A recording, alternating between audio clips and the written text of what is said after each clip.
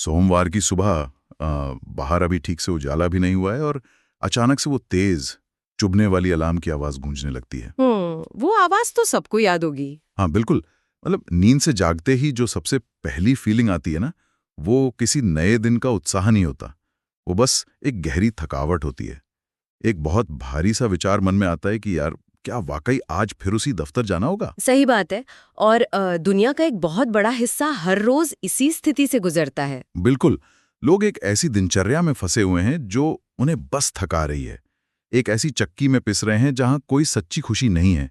लेकिन दूसरी तरफ अगर हम देखें तो एक छोटा सा वर्ग ऐसा भी है जो महज 30 या 35 साल की उम्र में ही पूरी तरह से आर्थिक आजादी हासिल कर चुका है। हाँ, वो लोग सोमवार को अलार्म से नहीं उठते। बिल्कुल नहीं उठते, वो अपनी मर्जी से जागते हैं। और आज की हमारी इस चर्चा का या कह लें इस डीप डाइव का विषय यही है। आज हम बी पॉजिटिव यूट्यूब चैनल की एक बहुत ही कमाल की स्क्रिप्ट पर चर्चा करने वाले हैं जो एमजे डिमार्को की किताब द मिलियनेयर फास्ट लेन पर आधारित है। और ये बहुत ही दिलचस्प विषय है ना? हमारा मिशन आज यही डिकोड करना है कि ये कम उम्र में आर्थिक आज़ादी पाने का जो फॉर्मूला है, ये असल में काम कैसे करता है।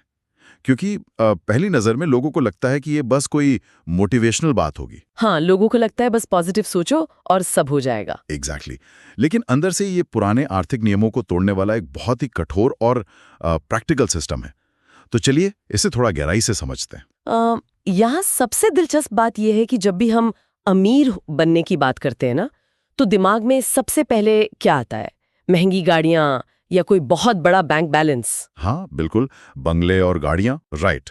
लेकिन यहाँ जिस माइंडसेट का विश्लेषण किया गया है वो एक्चुअली पैसे को सिर्फ एक बाय प्रोडक्ट मानता है।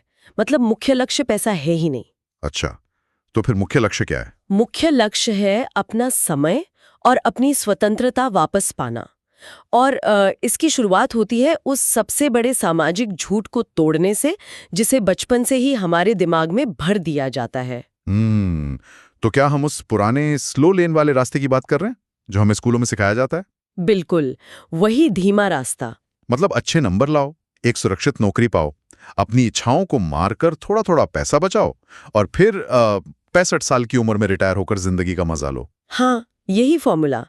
पर देखो, अगर इस फॉर्मूले का हम थोड़ा गणितीय विश्लेषण करें ना, तो ये सुरक्षा के नाम पर एक बहुत बड़ा धोखा साबित होता है। वो कैसे? क्योंकि इस रास्ते में जो सबसे बड़ी समस्या है वो ये है कि ये जीवन की सबसे कीमती चीज को दांव पर लगाता है, और वो चीज है समय। अब आप सोचो, कोई इंसान अपनी हर इच्छा को टाल रहा है, उसे दुनिया घूमनी है, लेकिन वो क्या कर रहा है? वो रिटायरमेंट का इंतजार कर रहा है। बिल्कुल। 65 साल की उम्र में शायद उसके पास जीवन भर की बचत का पैसा जुड़ भी जाए, लेकिन उस पैसे का मजा लेने के लिए जो ऊर्जा और स्वास्थ्य 30 साल की उम्र में होता है, वो 65 में कैसे बचेगा? सही बात है। मतलब जोड़ों में दर्द होगा, बीमारियां होंगी, है ना? यानी इस पूरी प्रक्रिया में जो सबसे अमूल्य चीज इंसान से छिन जाती है वो है उसके जीवन के सबसे बेहतरीन साल। ये बात तो है। लेकिन एक काउंटर पॉइंट भी है यहाँ पर। अगर कोई इंसान नौकरी कर रहा है तो कम से कम उसके पास एक फिक्स्ड इनकम तो है ना? हाँ, लोग अक्सर ऐसा ही सोचते हैं। मतलब महीने के अंत में एक पेचेक तो आ ही रहा है, तो क्या ये अपने आप में एक तरह की सुरक्षा नहीं है? बस समय बेचता है। जब तक वो दफ्तर जा रहा है पैसा आ रहा है। जिस दिन उसने काम करना बंद किया, चाहे वो स्वास्थ्य कारणों से हो या कंपनी ने उसे निकाल दिया हो, वो आय तुरंत शून्य हो जाती है। ओह, मतलब एक ही झटके में सब खत्म। बिल्कुल। इसे तकनीकी भाषा में सिंगल पॉइंट ऑफ फेलियर कहते हैं। असली दौलत बैंक में पड़े अंक नहीं होते। असली दौलत ये तय करने की आजादी है कि सुबह कब उठना है, अपना दिन कैसे बिताना है और कहाँ जाना है। वाह, ये तो बहुत ही गहरा पॉइंट है। मतलब स्लो लेन एक तरह से ट्रेडमिल पे दौड़ने जैसा हो गया। इंसान पसीना बहा रहा है, थक कर चूर हो रहा है, लगातार भाग रहा है, लेकिन असली में वो कहीं पहुंच नहीं रहा है। एग्जैक्टली, बहुत सही उदाहरण दिया आपने। और क्योंकि दिन में तो सिर्फ 24 घंटे ही होते हैं, है ना? तो समय बेचकर जो आय होगी उसकी तो एक लिमिट होगी। कोई 25 घंटे तो काम नहीं कर सकता। तो अगर नौकरी सुरक्षित नहीं है और ये स्लो लेन एक ट्रेडमिल है, तो फिर इस ट्रेडमिल से उतरने का क्या तरीका है? असली सुरक्षित रास्ता क्या है? इस धीमे रास्ते से बाहर निकलने के लिए जिस चीज की जरूरत होती है उसे फास्ट लेन माइंडसेट कहते हैं। और इसका बेसिक सिद्धांत बहुत ही स्पष्ट है। आपको अपनी आय को अपने समय से पूरी तरह अलग करना होगा। आय को समय से अलग करना? हाँ, मतलब एक ऐसा सिस्टम बनाना जो तब भी काम करे और पैसे बनाए जब आप शारीरिक रूप से कोई काम नहीं कर रहे हो। सोते समय भी पैसा बने। सुनने में तो ये बहुत ही लॉजिकल लगता है, लेकिन असल जिंदगी में इसे लागू करना इतना आसान तो नहीं है ना। मतलब ये बदलाव आएगा कैसे? रोजमर्रा की आदतें कैसे बदलेंगी? इसके लिए ना दुनिया को देखने का नजरिया बदलना पड़ता है। अगर हम आज के समाज के आर्थिक ढांचे को देखें तो दुनिया बेसिकली दो हिस्सों में बटी हुई है। कौन से दो हिस्से? एक है उपभोक्ता यानी कंज्यूमर्स और दूसरे हैं निर्माता यानी प्रोड्यूसर्स। समाज का एक बहुत बड़ा हिस्सा सिर्फ उपभोक्ता की तरह जीता है। मतलब जो लोग सिर्फ चीजें इस्तेमाल करते हैं। हाँ, वो सुबह से रात तक बस चीजों का उपभोग करते हैं। नेटफ्लिक्स पर लगातार सीरीज देखना, इंस्टाग्राम पर घंटों रील स्क्रॉल करना या ऑनलाइन शॉपिंग करना। हाँ, ये तो हम सब करते हैं। पर जो दूसरी श्रेणी है ना प्रोड्यूसर्स की, वो इन चीजों को बनाते हैं। वो कंटेंट बनाते हैं, प्रोडक्ट डिजाइन करते हैं या कोई बिजनेस खड़ा करते हैं। अर्थशास्त्र का ये एक बहुत ही कड़वा सच है कि पैसा हमेशा कंज्यूमर की जेब से निकलकर प्रोड्यूसर की जेब में जाता है। अरे वाह, यहाँ कहानी में एक बड़ा मोड़ आता है। मतलब पैसा हमेशा वैल्यू के पीछे भागता है। बिल्कुल।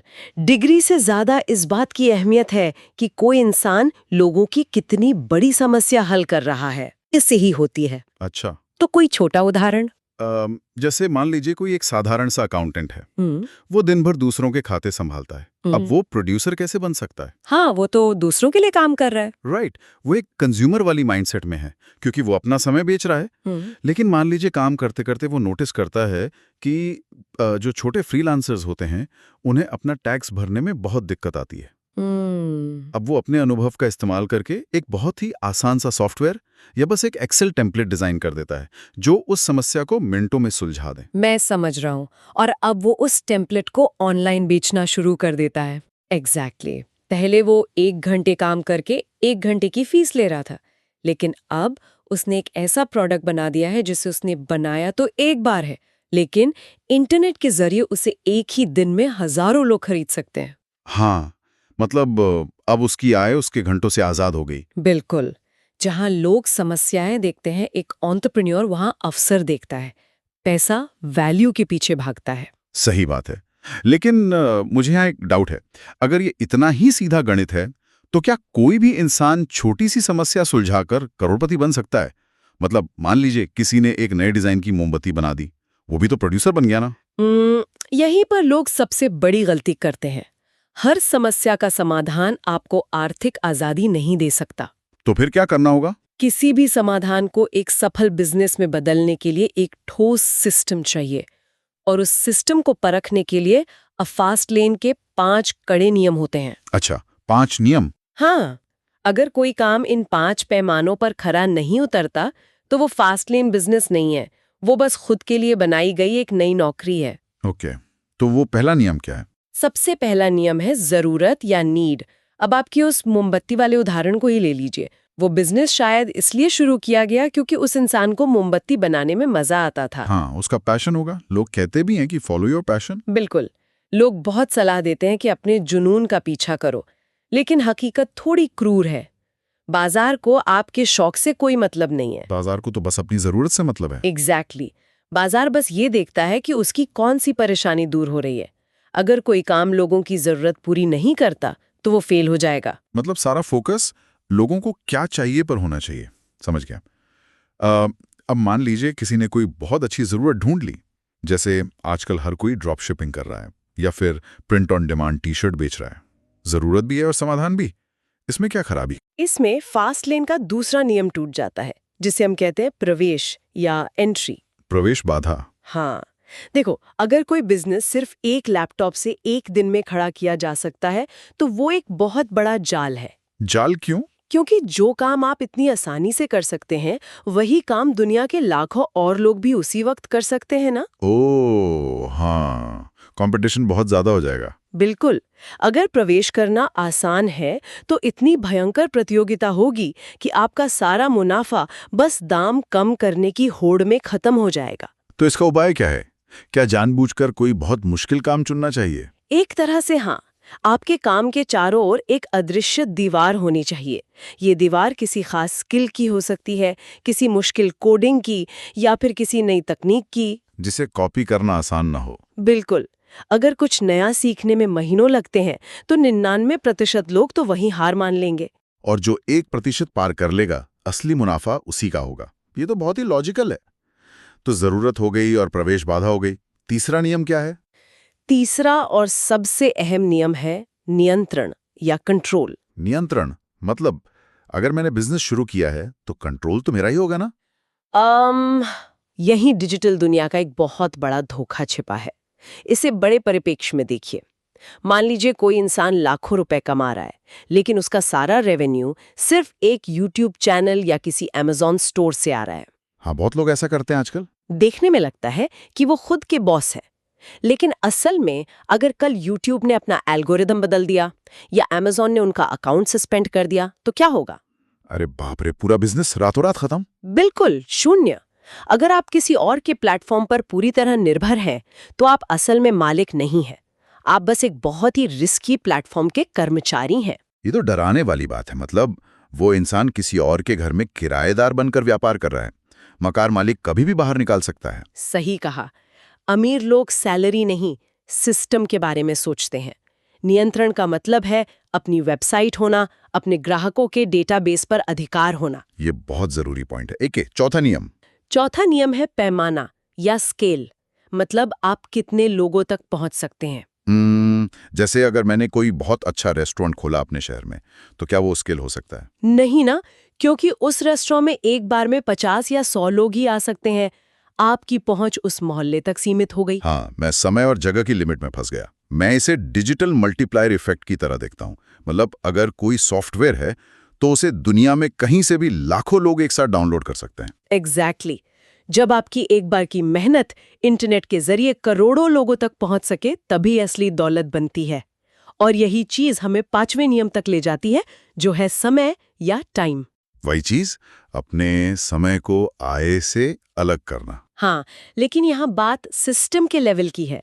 क्या आपका बिजनेस आपके बिना चल सकता है? मतलब ऑटोमेशन? बिल्कुल। अगर किसी फाउंडर को खुद दिन में 14 घंटे काम करना पड़ रहा है, तो उसने आजादी नहीं, बल्कि दुनिया की सबसे तनावपूर्ण नौकरी बना ली अपने लिए। सही बात है। तो ये 5 नियम हो गए। जरूरत, प्रवेश, नियंत्रण, पैमाना और समय। ये पूरा ढांचा इतना तार्किक है कि लगता है सफलता का नक्शा मिल गया। लेकिन एक बात बताइए, अगर डिजिटल युग में इंटरनेट की वजह से ये सब इतना आसान है, तो हर कोई करोड़पति क्यों नहीं है? लोग कर क्यों नहीं रहे हैं सब? जब भी बात इतने बड़े बदलाव की आती है ना, तो सबसे बड़ी रुकावट पैसे या संसाधन नहीं होते। सबसे बड़ी रुकावट इंसान की खुद की मानसिकता होती है। मतलब लोग बहाने बनाते हैं। बहुत जल्दी लोग कहते हैं मेरे पास पैसे नहीं है, समय नहीं है, सपोर्ट नहीं है। पर सच तो ये है कि हर चीज शून्य से ही शुरू होती है। तो असली कारण क्या है असफलता का? असली कारण है इंस्टेंट ग्रेटिफिकेशन, यानी तुरंत खुशी पाने की लत। हाँ, लोगों को जिम में भी तीसरे दिन ही 6 पैक एब्स देखने होते हैं। बिल्कुल। फास्टलेन का मतलब रातों रात अमीर बनना नहीं है। अगर आप 40 साल की जगह 5 साल में आजाद होना चाहते हैं, तो उन 5 सालों में आपको बहुत उबाऊ और अनदेखी मेहनत करनी होगी। और वहीं अनुशासन की जरूरत पड़ती है। वो लाइन है ना, अनुशासन का दर्द कुछ समय का होता है, लेकिन पछतावे का दर्द जीवन भर रहता है। एकदम सही। और देखो, सिर्फ ज्ञान इकट्ठा करना भी काफी नहीं है। हाँ, मतलब रोज 100 किताबें पढ़ ली पर किया कुछ नहीं, एक्शन नहीं लिया तो सब बेकार है। बिल्कुल।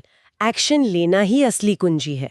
सफलता कोई घटना नहीं है, ये एक प्रोसेस है। और मुझे लगता है कि इस पूरे सफर में एक और अहम बात है। सफलता का मतलब सिर्फ पैसा कमाना नहीं हो सकता। हाँ, बिल्कुल नहीं। अगर कोई इंसान पैसा कमाने के चक्कर में अपनी सेहत खराब कर ले या रिश्ते तोड़ दे, तो वो कैसी सफलता?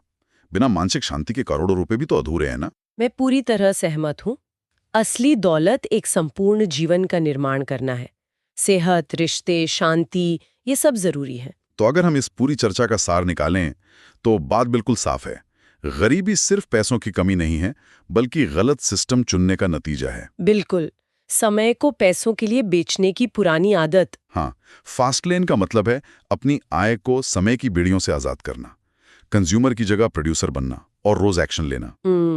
और इस चर्चा को खत्म करने से पहले मैं स्रोत सामग्री के आधार पर एक बहुत ही गहरा विचार छोड़ना चाहूंगी, जो शायद हमने अभी तक डिस्कस नहीं किया। अरे वाह, बताइए, क्या विचार है? मान लीजिए कि आपने फास्टलेन के इन सारे नियमों का पालन करके अपने लिए 100% आर्थिक और समय की आजादी हासिल कर ली। ओके, मान लिया। अब आपके पास दिन के पूरे 24 घंटे खाली हैं। ऐसे में वो सबसे पहला काम क्या होगा जो आप उस खाली समय में करेंगे? वो काम जो आज आप अपनी नौकरी के दबाव के कारण नहीं कर पा रहे हैं। ये तो सोचने वाली बात है ना? सोचने वाली बात यह है कि क्या आप दौलत सिर्फ अपनी जिम्मेदारियों और दफ्तर की थकान से भागने के लिए बना रहे हैं, या फिर खुद के असल वजूद से मिलने के लिए? जब मजबूरी खत्म हो जाती है, तब इंसान जो करता है वही उसकी असली पहचान होती है। वाह, ये वाकई एक ऐसा सवाल है जो दिमाग को झकझोर कर रख देता है। सब कुछ रोक कर सोचने पर मजबूर कर देता है कि हम असल में पाना क्या चाहते हैं। बिल्कुल। तो दोस्तों, आज के इस डीप डाइव में बस इतना ही। इस बात पर जरूर विचार करिएगा कि आप कौन सी लेन में हैं। बड़े सपने देखिए और सबसे जरूरी बात, एक्शन लीजिए। मिलते हैं अगली चर्चा में।